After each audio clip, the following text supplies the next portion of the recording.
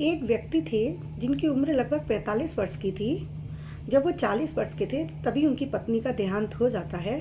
सभी लोगों ने उनसे कहा कि आप दूसरा विवाह कर लीजिए। उन्होंने किसी की बात नहीं मानी और बोले नहीं, मुझे अपने पुत्र के लिए सौतेली माँ नहीं लानी है, मैं खुद उसका पालन पोषण करूँगा और उसे बड़ा करूँगा। धीरे धीरे करके उनका पुत्र बड़ा हो जाता है, वयस्क हो जाता है। वो अपना सारा कारोबार अपने पुत्र को सौंप देते हैं और अपना जीवन यापन करने लगते हैं और बेटे का विवाह भी कर देते हैं। विवाह होने के बाद वो पूरी तरह निश्चिंत हो जाते हैं कि बेटा कारोबार संभाल रहा है, बहू घर संभाल रही है। उन्होंने पूरा घर अब बहू के हवाले कर दिया, पूरा घर सौंप दिया, बहू को जिम्मेदारियां दे दी।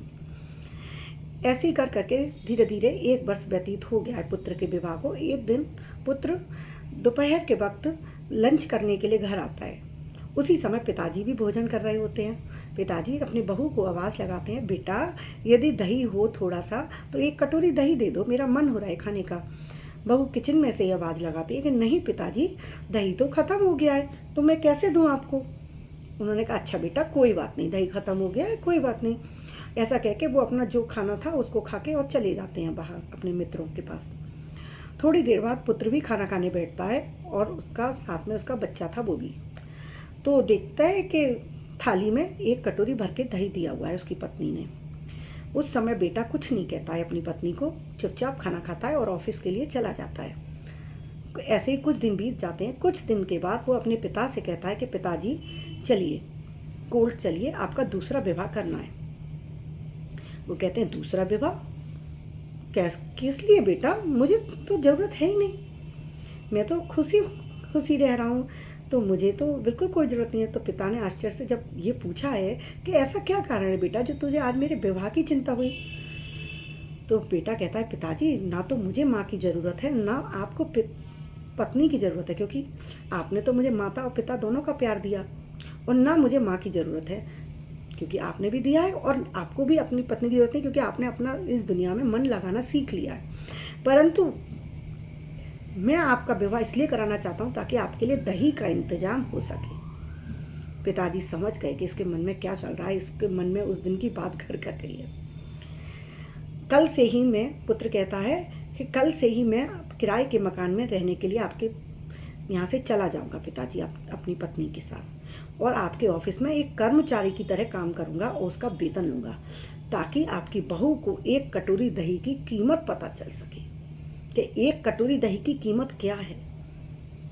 माँ बाप हमारे लिए ATM कार्ड बन सकते हैं, तो क्या हम उनके लिए आधार कार्ड नहीं बन सकते? जिन्होंने अपने जीवन भर की पूंजी आपको सौंप दी, तो क्या हम उनके मन का भी थोड़ा नहीं कर सकते? क्या हम उनके लिए थोड़ा सा भी सेवा भाव नहीं कर सकते?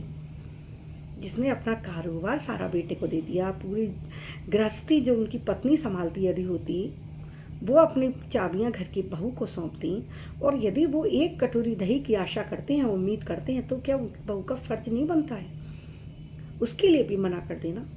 तो ऐसे लोगों को सबक देना वाकई में बहुत ज़रूरी है, क्योंकि आजकल की जो लड़कियां हैं वो बुजुर्गों को अपनी लाइफ में रखना ही नहीं चाहती हैं। जॉब करती हैं या हाउसवाइफ हैं, लेकिन उनको सास या ससुर के साथ रहना बिल्कुल अच्छा नहीं लगता है। शादी होते ही चाहती हैं कि वो अलग रहें, अपना अकेले जीवन काटें। तो एक बात वो भूल जाती हैं कि ये आप अभी बोल रही हो कि मुझे अकेले रहना है, मुझे पति के साथ अलग जाके रहना है, तो कुछ समय बाद तो आपकी संतान भी बड़ी होगी, फिर आप क्या करेंगे? वो भी तो यही आशा करेगी ना कि हमें भी अलग जाके रहना है। तब आप अकेले जीवन जब काटेंगे ना, तब आपको उस पीड़ा का अनुभव होगा, और इस पीड़ा का अनुभव होना बहुत ज़रूरी है। ऐसे लोगों को सबक मिलना बहुत ज़रूरी है।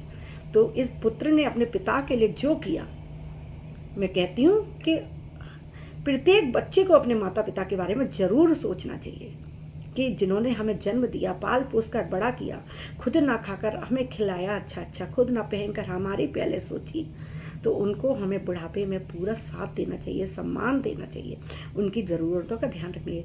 जो माता पिता हमारे लिए पूरे जीवन ATM कार्ड बने रहे, तो आखिर में हम उनके आधार कार्ड तो बने ही रहें। कैसी लगी आपको मेरी ये कहानी? अच्छी लगी हो तो कृपया मेरे चैनल पर बने रहिएगा, और चैनल को लाइक और सब्सक्राइब करना मत भूलिएगा। अभी के लिए आपसे विदा लेती हूँ। राधे राधे।